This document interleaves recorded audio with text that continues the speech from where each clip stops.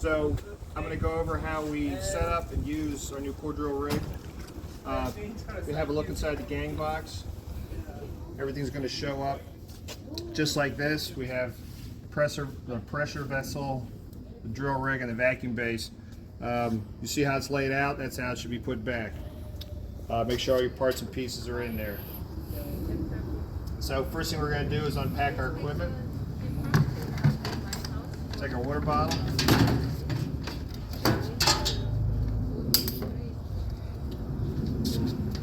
Take our drill rig. When you pick it up,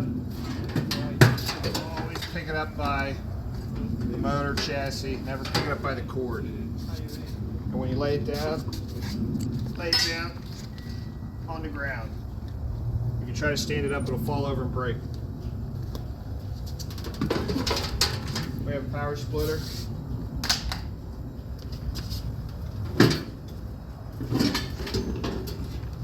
And we've got our vacuum base. Now inside, there's a couple core bits that I ordered along with the equipment, and some wrenches and bolts that you may need for the assembly. First thing we're going to do, we're going to go ahead and build it to drill a hole in a smooth concrete surface. This is a vacuum base, you don't have to anchor it down, and this is for only if you're on a smooth concrete surface, otherwise it won't work. So first thing we're going to do, you take this nut, lock washer, and wash it off. I set it aside. Take our drill rig. You have to put it on at an angle and then spin it. If you try to jam it straight down, you're going to hit this air dryer and break it. We slide it all the way forward. There's a slat in the back.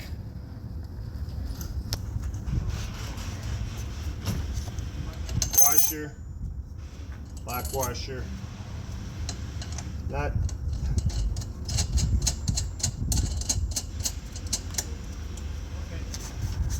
We have a wrench in the box to tighten this down. Doesn't have to be super tight. Just snug it down until it stops moving. Put that a little force. There we go. It's nice and tight. Okay. Next move. We're going to go ahead and attach our bit. This is a tensioner. You see how the machine won't move up and down right now? It moves up and down with a little force. See, it moves with a bit of force. You loosen this up, it goes up and down very easily.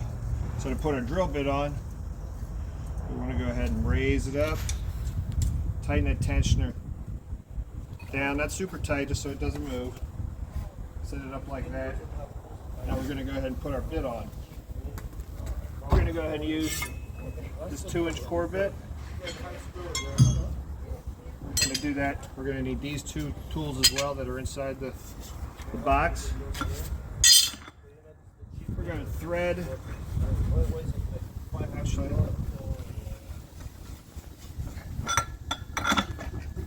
won't catch. There we go. We thread our bit on there. This black handle piece goes right on the chuck. Use this adjustable wrench on the bit. Just cinch it. Doesn't have to be super tight. Throw the wrenches back in the box, you're going to lose it. Next move, we're going to get our water going. There's a quick connect. You pull it back, click it on. Right now the valve's closed. We're going to pump this up. So it gets a little hard to push.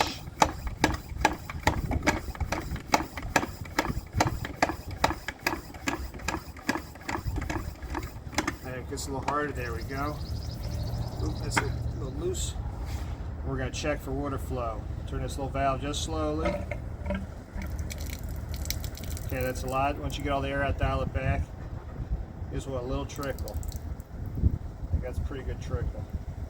Okay, we know it's working, we'll shut that off. Now we want to go ahead and plug it in now that we have everything done and we're not going to be putting any more tools on the piece of equipment. Plug in our GFI splitter here. Make sure it's reset. Go ahead and plug our compressor in. And our drill. Make sure both are reset. So now we're going to activate, first we have to figure out where we want to drill. We have to line it up because once we turn on that vacuum pump, it is locked and loaded. So you're going to go ahead and line yourself up with your mark, loosen up the tensioner, grab the handle, lower it down, say okay, that's my mark, raise it back up, lock it back down, and before we turn on the vacuum pump, I'll show you there's lights back here by the switch. 3 green, 1 yellow, 1 red. So that is the load on the motor. So normal operation, you should be within the first 3. Don't ever go past the yellow. If you're going past the yellow, it gets in the red, it means you're pushing too hard on the bit. Back off, let the tool do the work. So knowing that, we're going to go ahead, turn on this on switch here, fire up our vacuum pump, which should seal us to the ground. This pump is going to go up, this gauge will go up to about 23, 24. It should go up there pretty quickly and hold there. And you'll leave this pump on the entire time you're using the equipment. If it doesn't go up quickly or it loses it, means you have a leak, means you may need to clean the surface, or it may not be a flat surface. You may have to anchor the equipment down. We'll go over that in a bit. So we're all set up. Double check, make sure the motor turns on. It does not, so that means we're tripped.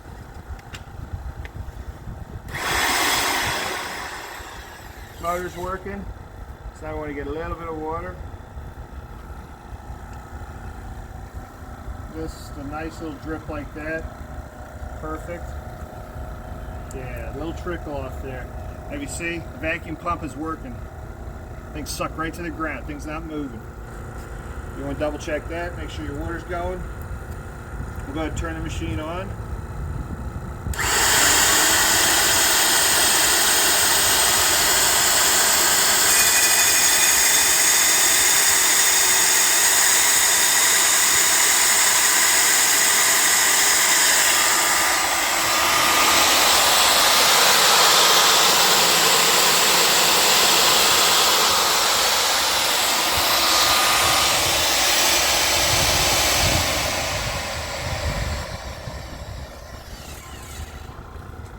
Done with that.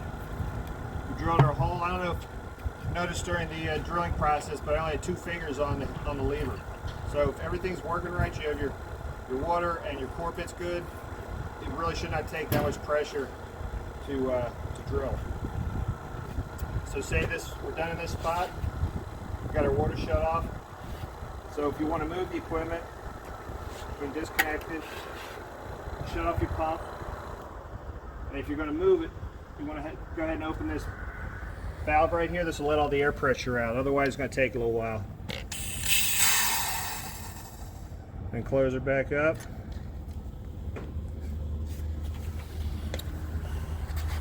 And we want to unplug the equipment. So we want to accidentally turn it on. And now you're ready to move to the next spot, just like that. And now I'm going to go over the setup to anchor it down. So we're going to go ahead and take it off this base using a wrench that's in the kit.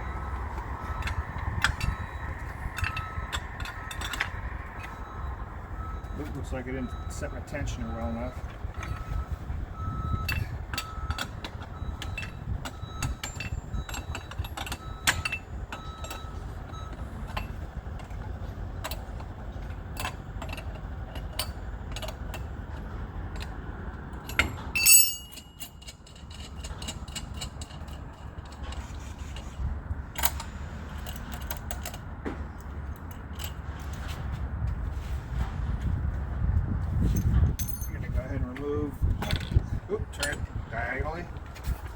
set it on the ground, not standing up. It will break. Washer, lock washer.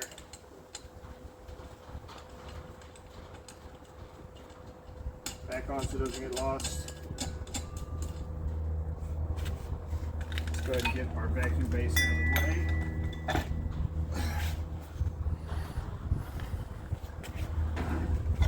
Alright.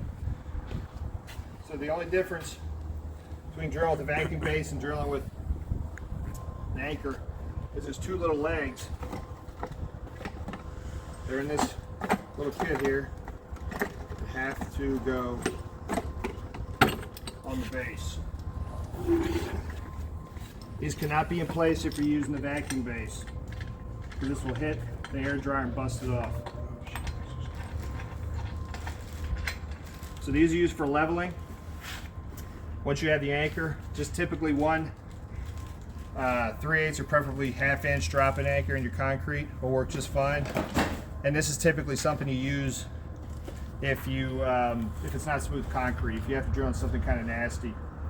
So it's important to level the equipment out using these bolts, because if you get the thing drilling at an angle, it'll snag, it'll lock up, and you'll be in big trouble because you won't be able to get the bit out.